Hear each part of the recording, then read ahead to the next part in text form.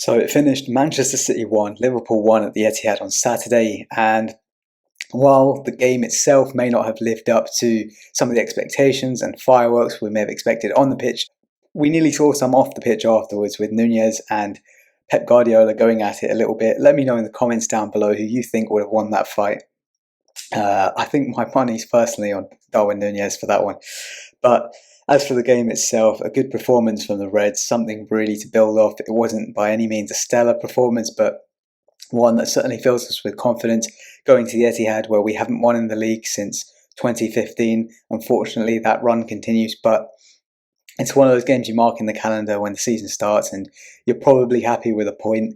Even if you lose, you just want a performance there to show that you are at a level to compete with Manchester City, who are always the favourites in current years. So big result for us. City as well, with 23 wins in a row at the Etihad in 2023. They've beaten us there in April 4-1. They beat Bayern Munich 3-0, Real Madrid 4-0. Like, it's very easy to go to the Etihad and get absolutely turned over.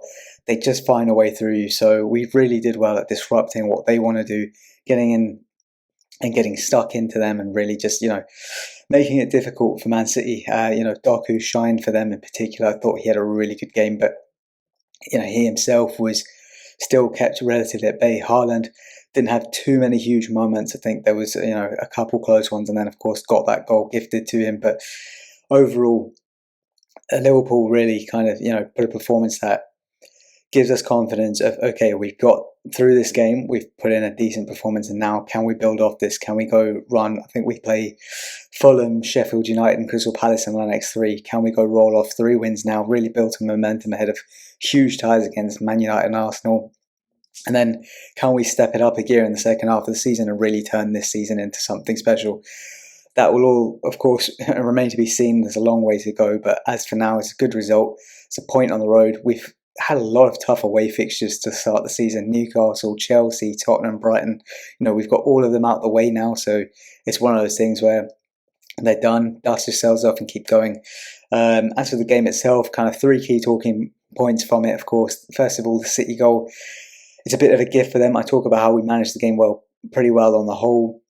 Stifled a lot of what City would want to do and their gameplay, but this was one area where we just gift them a goal, and it's really poor. Starts with a giveaway from Alisson, who I think had a real off day. He was possibly one of our worst players on the pitch, and not often we see like an Alisson stinker like that one, but it happens. Every player goes through those at some point, and more importantly for us, I hope he's not injured for long. It looks like he hurt his hamstring a little bit. We'll hope he's back against Fulham and Anfield next week. But otherwise, Trent and Szoboszlai as well get caught out a bit too easily by Ake. They just, breeze past, really poor defending, and then Matip not aware of Haaland in behind him. Van Dijk can cover a lot. Really, is kind of a catalogue of errors that led to that goal, but City then also see one disallowed.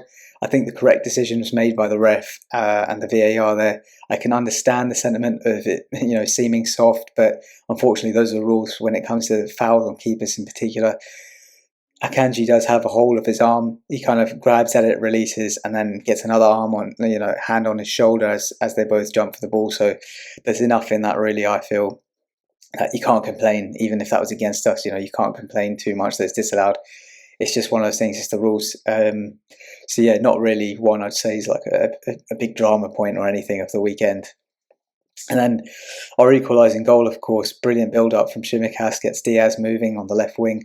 He cuts in and switches play brilliantly to Salah. Hakpo then makes a really nice decoy run into the box, kind of lures defenders over a little bit, and that allows Salah to lay off Trent. Steps up, beautiful finish, and then goes over to shush the Man City fans who, let's be honest, he didn't need to shush them. They were pretty quiet all game. Pep Guardiola himself making a point of that. Brilliant strike from Trent.